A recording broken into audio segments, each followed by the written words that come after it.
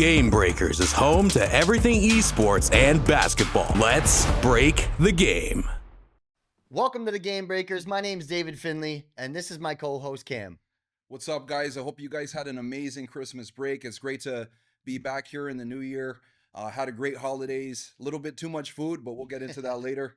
But how about you, Dave? How was your holidays? Yeah, it was good. It was good. The kids had a blast. That's what it's all about for us. I'm a family man. We always put them first over everything. So we totally renovated the whole entire basement to look like an absolutely cool gaming room, a streaming room for them.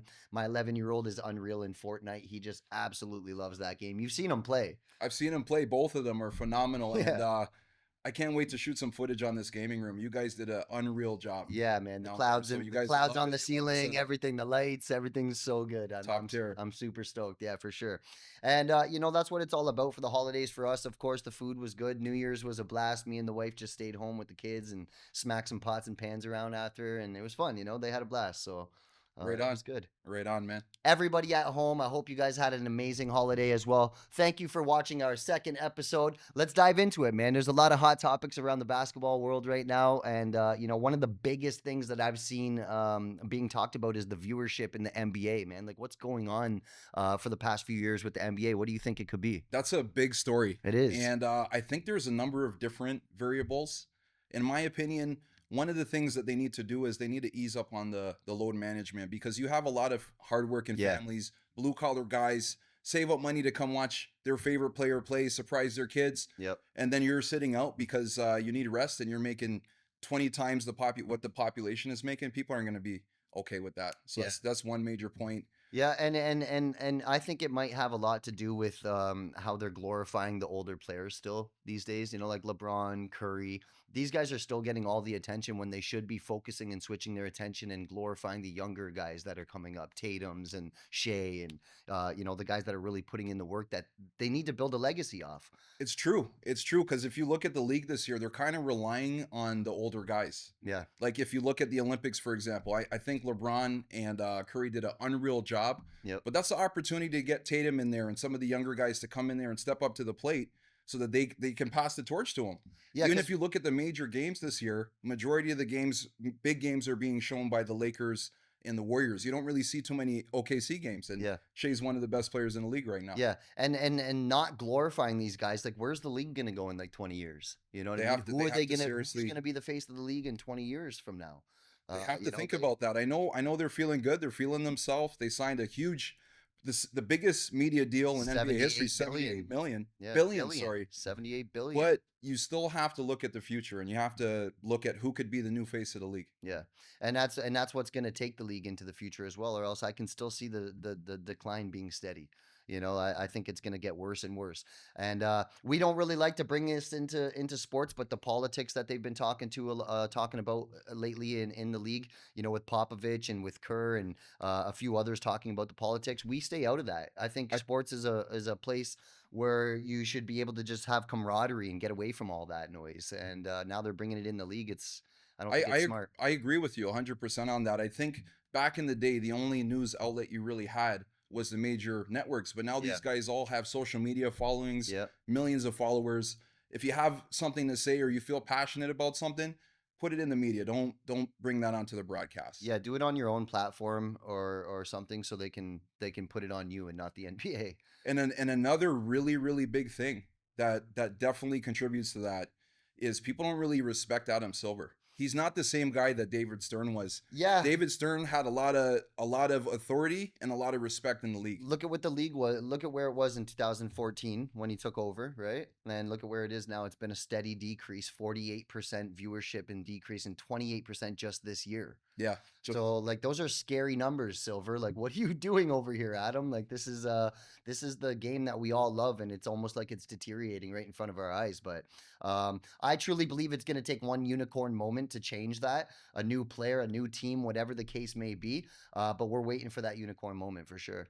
Yeah, like you said, we need that unicorn moment, because if you look at throughout the history of the league, they've always kind of been on ice a little bit, where there was issues where the league might see some issues. Like we could look at even before Bird and Magic, a lot of you guys may not know, but the ABA almost took over the NBA because the NBA tried to overexpand. It created a lot of issues. Yeah, like horse racing was more popular at that point. At that time, boxing was more popular at that time. It was probably on par with hockey back then.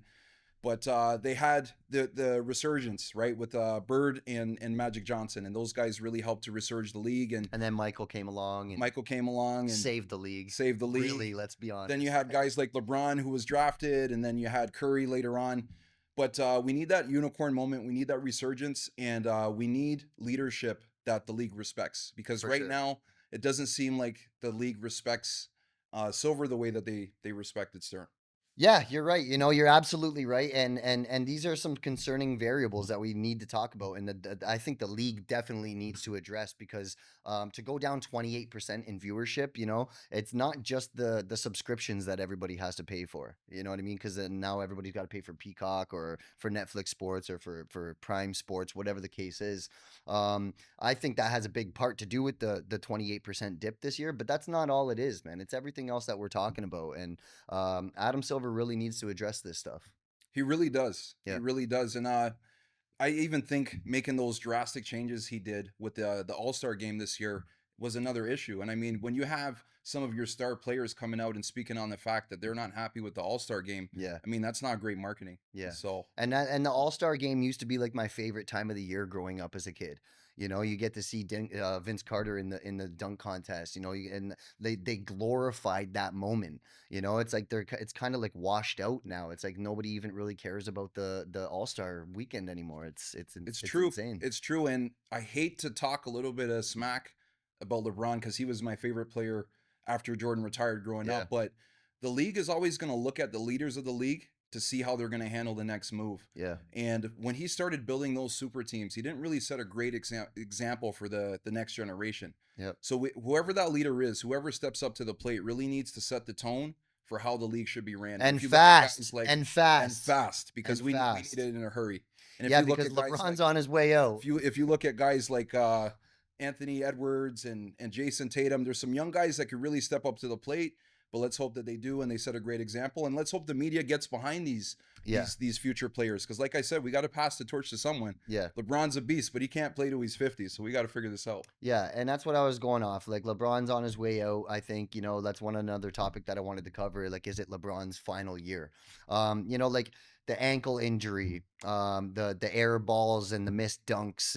Those are scary. Like, those are things that he usually never misses. That cradle dunk that he always hits. That's like one of his signature dunks, and he flopped and just the ball flew out and went into the stands almost, you know. So he's starting to get a little embarrassed, I think. I gotta disagree with you there, bro. I'll be honest, because he is declining a bit, bro. But he's almost averaging a triple double. He is, but he's also not putting up the stats that he was 10 years ago. And he said it himself, when he can't put everything he can into the game, and he feels like he's lacking on the game and he can't put it all into the game, that's when he's going to walk away. He's had this moment with playing with his son now. You know what I mean? He's had the career moments, like the beating the all-time scoring leader, right? So what's next? What I mean, here's the thing. He's almost averaging a triple-double. I think it's 22, 8, and 9. Yeah. So he's putting up some crazy numbers. His rebounds and assists are among the highest it's ever been in his career. And they're making Anthony Davis the focal point, which is great. But the thing that he's going to have to figure out, which a lot of other players didn't figure out, like Tom Brady, is ignoring that itch. And that itch is to stay in the league. Because we all know he wants to be the best player of all time. Yeah. He wants to chase 2 more rings. He needs those 2 more rings for sure. But you only have so much time to play. So we'll see how it goes. Hypothetically, that could take damn good ball. Yeah, hypothetically, that could take 5 years to get another 2 rings. And I don't think LeBron has another 5 years in him. And ball, what would that make him? Unless he 48 forces with Curry. But I think that ruins his legacy if he does that. Yeah. Because if you join the Warriors, there's been some buzz in the air that he wants to join the Warriors. If you do that and you join the team that you couldn't beat, can we really compare him to Jordan now? Yeah. Well, comparing him to Jordan is a whole other episode that we will have one time because I know you just want to debate that so Absolutely. bad. I'm Team MJ and he's Yeah. Team LeBron, but Hey man, that's for another episode for sure. it's a whole other episode too, trust me. But I'm not throwing him completely under the bus here. You know, LeBron's still good to go. I think if he can keep up, you know, the 22 points, 8 rebounds, 9 assists, you know, averaging like you said, almost a triple double. Mhm. That's scary for a guy that's over 40 years old. You know what I mean? Absolutely. So if he can keep that up, but I think you know if it trickles down any further, he's gonna throw in the towel. I think, man, he's done. I agree with he doesn't have much time left. Yeah. Who knows? Maybe he could pull off what Brady did and win a Super Bowl late in his career. That would be But crazy. Even yeah, the end of this season, time's ticking. that would be insane to see him win again. That's for sure. I'm super stoked for the rest of the season, but let's talk about the world of FIBA 3x3 a little bit. FIBA 3x3 is our favorite. We have a 3x3 event. The whole urban basketball world, we absolutely love playing in the street, the festival vibe. It's absolutely cool. FIBA 3x3 is actually up in impressions 46%. So you want to talk about a basketball league being up in impressions other than being down in impressions? Look at FIBA. FIBA's up 366 million impressions last year on their 80 plus events that they've done. You know, so FIBA 3x3 is like here to stay, and I think they're making a mark, like big time. They really are making a mark, and we've seen some really great talent coming into that league on an international level. We've even had some past NBA and current WNBA players like Boogie Cousins recently entered some tournaments. Yep. Sabrina and Jessica has played in 3x3 in the past, and Team Canada, you know, our hometown, they're really doing good. The Plouffe sisters are amazing. We went to Edmonton and watched them live, and that was a time. They're so great to watch. So and their team's amazing. So there's definitely a bright future, not just for Canada basketball and FIBA 3x3, but globally. Yeah, and all super excited to cover that. Super stoked because all the other tournaments as well. It's not just these big, huge, massive world tour events. Like take our event for instance. We went from $1,000 prize to a $50,000 prize pool in 3 years. You know, we did that because of great partners and great sponsors and great athletes coming from around the world to take part in that event. It just kind of grew and it grew every year. So calling all athletes, guys, if you play 3x3 basketball, hit Wentworth District up. We are here and we provide one of the top tier tournaments in North America, $50,000 in cash prize money, and we are here to stay. So if you can play, put a team together and hit us up. Definitely hit us up. Last year we gave 20,000 to our men's team, 20,000 to our women's team, and we gave 10,000 to our NBA 2K team. And we want to do the same thing on YouTube. We really want to grow a presence on here, and we do want to be one of the largest cash prize event channels on YouTube. The largest. That's right. We got some work to do with Mr. Beast, but we're coming, Mr. Beast. Hey, we'll be there. We'll be there one day, man. And we can't thank everybody enough, man. So 2025 is finally here. You know, we're here talking about our event. Our event's going to be in August 29th, 30th, and 31st at TB McQuestion Park in Hamilton, Ontario. It's going to be a time, man. We got probably about 30, 40 vendors planned to come out. We got many sponsors, probably about 40 or 50 sponsors that have sponsored and that are willing to help. So with a great team behind us and some great athletes that are coming out, this is going to be one of the best events in Canada this year. This is going to be one of the best events in Canada, but I also just wanted to say, if you're not from Canada and you want to compete in this event, still come out. We had a plethora of teams from countries all over the world compete. We had a team from the US, Togo, Africa, Jamaica. So if you're hearing this and you're like, man, I'm not from Canada, I would love to play in the event, still hit us up and still come. Yeah, we want to make this a global event, and it's going to be something special. Yeah, the teams that are hitting me up this year already, we got like Algeria, France, Australia, Great Britain, Togo, Uganda. We have Dominican Republic. We have Puerto Rico, Mexico, Bahamas, Trinidad. You know, Spain, like Spain, Algeria. Spain. Like, there's so many teams that want to come this year. So, shout out to Team Jamaica, by the way. The Team Jamaican women took the women's side of things last year for the $20,000. And Tashana Higgins, you played your heart out. Morgan, you are an absolute beast. But yeah, thank you guys all for coming out to that tournament. It just shows a little bit. It just shows the world that we're here to stay on an international level. So thank you for that. Yeah, thank you for that. And shout out to Sankova's men's team. You guys really played well. They came out of the US and just came out of Orlando and played amazing ball. Yeah. So Yeah, these guys were great, man. And to see that level of talent playing in our tournaments just inspiring me to keep going and going every year, right? Super excited for next year. It's going to be even better. Yeah, the WDBA has a lot of plans, guys. We not only want to become one of the biggest podcasts around basketball and gaming, but we plan on becoming one of the biggest basketball events in North America for 3x3 basketball.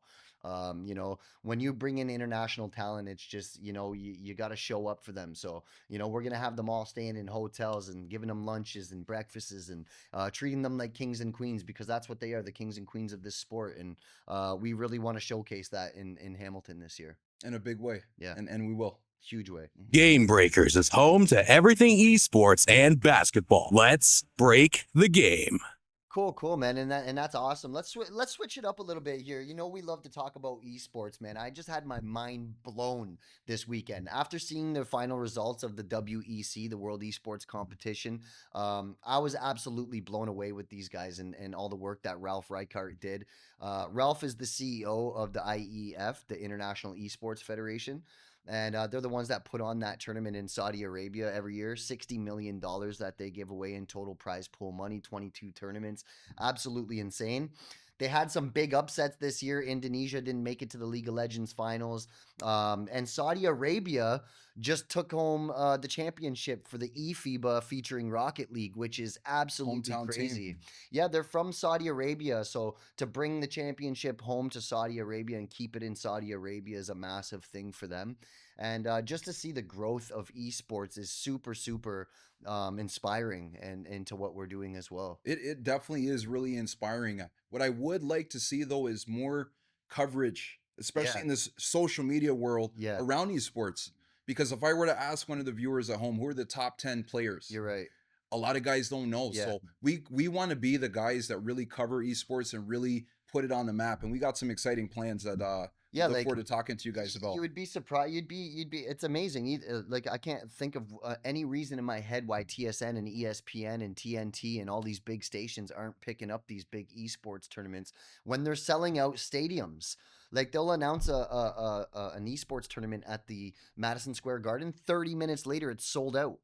Just like it's that. Sold out. The whole arena's sold out. So, like, where's that barrier from the media, like the major media companies and esports? I don't get why they don't want to showcase. I don't get it either. And if you think about it, what other sport is giving away that much money for a tournament? Nowhere. Obviously, salaries are a different ballgame, but nobody out there is giving away that kind of money. So to be honest, we look forward to being those guys. They're outdoing Mr. Beast. They are. They're outdoing Mr. Beast. He just dropped his show giving away $5 million on Prime, right? Yeah. And by the way, I watched the first couple episodes of that show, and it had me in tears almost. Like, seeing the people, it went from 1,000 people to 500 people right away.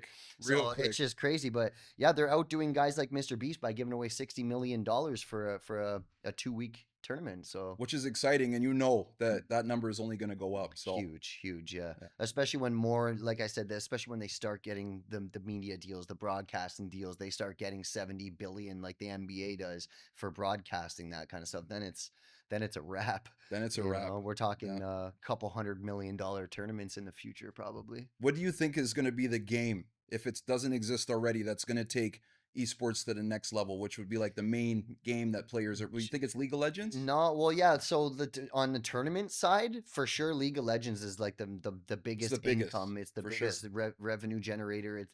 They got the most people watching it. So League of Legends is definitely there to stay. But like in esports in general, I think GTA 6 is going to be it's already the most anticipated game in gaming history. So all these games that we could talk about, they're going to be wiped off the board. Everybody and their grandma and uncle and aunt and sister is going to be playing GTA 6. So they've made it possible to make money inside that game as well now. Yeah, like T Grizzly. Look at him. T-Pain is another gamer. Yeah, I think he's making like over $200K a month. Yeah, 60 on a bad month, $60K a month. And he has it set up where the players within his Discord are making big money too. So so that's where I was going with it. So like, you're actually taking guys that are in the street and like out there, they're not doing the best things. They have to live that lifestyle in the street. Well, like with T Grizzly's community, let's say they come into his community and they can actually hustle in the game and make money like that in the game. So like, he's got people making $20,000 a month already in his server. You know what I mean? So he's making people millionaires. you know, and that's where the future of gaming is going. It's not just to have fun anymore. Like, this is a career. This is something that you can make big dollars in, and people are starting to notice it, like Rockstar Games and Activision and all these companies coming out with games. Yeah, they're definitely taking notice. And just circling back to GTA 6, I'm really excited for when that game comes out. I saw a preview the other day, and the graphics look so real. I thought it was a real police chase. No, it does. Like, I know what you're talking about. That SUV doing the donut around the cops. Yeah, it looks so real. Phenomenal. Their trailer just launched not long ago. Their second trailer too, and it looks absolutely unreal. So I'm really excited to play that game. I really think it's going to take over the world and show like the real possibilities of esports and where that's going. So yeah. Yeah, future's definitely looking bright for esports. Yeah. All right, guys. Well, that's enough time for today. We're going to wrap up. Thank you for enjoying the time with us, and thank you for coming out to watch us. We're going to be coming on every 2 weeks with a brand new episode for you. Make sure to like and smash that subscribe button as fast as you can so you don't miss anything that we post. Have a wonderful night, and God bless. God bless. GameBreakers is home to everything esports and basketball. Let's break the game.